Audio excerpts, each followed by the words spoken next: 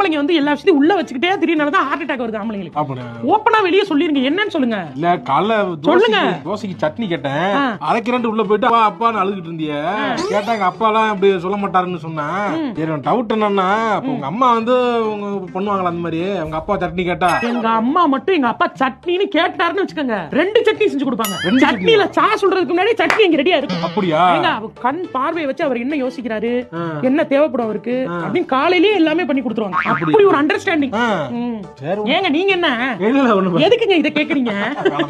என்னன்னு சொல்லுங்க. அப்பாவை கேட்டோம், உங்க அம்மா சட்னி 2 சட்னி அரைச்சு பண்றாங்க. நான் கேட்டா அப்பா அப்பா அழுகுறப்ப நான் இழுச்ச வாங்கினா நம்ம இழுச்ச வாங்க. உங்க அப்பா மட்டும் ரொம்ப விவரமா வளர்ந்துருக்காரு. நான் வந்து கிடையாது. எங்க அப்பா வந்து எங்க அம்மாவை அவ்வளவு நல்லா பாத்துக்கிட்டாரு. எங்க அப்பா மாதிரி நீங்க இருக்கீங்களா? அத சொல்லுங்க. எங்க அப்பா சொல்லுங்க, என்னன்னு சொல்லுங்க. இல்ல எங்க அம்மா அப்படி கேட்டா எங்க அம்மா அப்படி பண்ண மாட்டாங்க. எங்க அம்மா அப்படி சொல்லவே மாட்டாங்க, இல்லன்னு சொல்ல மாட்டாங்க. அப்படியே அப்பா செய்ப்பான்னு செஞ்சு